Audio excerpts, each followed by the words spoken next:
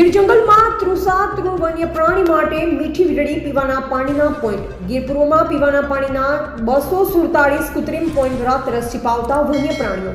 સિંહ સહિતના વન્ય પ્રાણીઓની તરસ છીપાવવા અમરેલી વન વિભાગ દ્વારા આગવી વ્યવસ્થા. વન્ય પ્રાણીઓમાં કેલ્શિયમની ઉણપ ન સર્જાય તે માટે મીઠાની ઈંટો પણ ખાસ મૂકવામાં આવી. પતંગિયા કીટકોને ઠંડક મળી રહે તે માટે ખાસ પલાળેલા સણના કોથળા પણ મૂકવામાં આવ્યા. ઉનાળાના બળબડતા તાપમાં પીવાના પાણીના પોઈન્ટ પાસે ઠંડક પ્રસરી રહે તેવી પણ વ્યવસ્થા. ગીર જંગલમાં તૃષાતુર વન્ય પ્રાણીઓ માટે મીઠી વીજળી સમાન બન્યા છે. પીવાના પાણીના કૃત્રિમ પોઈન્ટ. ગીર પૂર્વમાં પીવાના પાણીના કૃત્રિમ 247 પોઈન્ટ દ્વારા સિંહ સહિતના વન્ય પ્રાણીઓ પોતાની તરસ છીપાવી રહ્યા છે.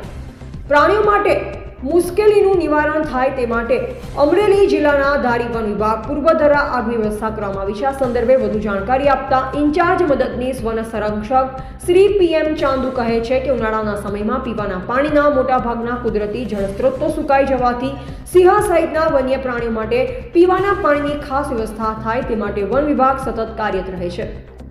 ગીર પૂર્વ વન વિસ્તારમાં રકાબી આકારના 247 જેટલા પીવાના પાણીના પોઈન્ટના નિર્માણ કરવામાં આવ્યું, જે થકી વન્ય પ્રાણીઓ માટે ગરમીમાં પોતાની તરસ છીપાવી રહ્યા છે. વન્ય પ્રાણીઓમાં કેલ્શિયમની ઉણપ ના સર્જાય તે માટે પીવાના પાણીના કૃત્રિમ પોઈન્ટ પાસે મીઠાની ઈંટ પણ ખાસ રાખવામાં આવે છે. જ્યારે વન્ય પ્રાણીઓ પાણી પીવા માટે આવે ત્યારે આ ખાસ ઈંટને ચાટે છે તે તેમને કેલ્શિયમ જેવા પોષક તત્વો મળી રહે છે.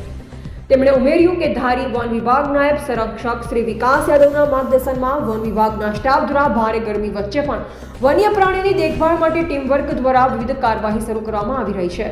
Tanker, solar light, diesel engine, guzzler જેવા વિવિધ પાણીના સ્ત્રોત અને સાધનોના ઉપયોગ થકી વનકર્મીઓ દ્વારા વન્ય પ્રાણીઓ માટે પીવાના પાણીના કૃત્રિમ પોઈન્ટ પાણીથી ભરી દેવામાં આવે છે.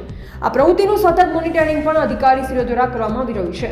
આ કૃત્રિમ પીવાના પાણીના પોઈન્ટ ભરાઈ ગયા બાદ પણ તેને પાણીથી થોડી માત્રામાં છલકાવી દેવામાં આવે છે, જેથી કરી આ પોઈન્ટ અને તેની આસપાસના વિસ્તારમાં ઠંડક પ્રસરી રહે અને વન્ય પ્રાણીને ગરમીથી રાહત પણ મળતી રહે. આ ઉપરાંત પતંગિયા કીટકો માટે પીવાના પાણીના પોઈન્ટ પાસે સણનો ભીના કોથળા રાખવામાં આવ્યા છે, જેથી તેમને ઠંડકવાળું યોગ્ય વાતાવરણ મળી રહે.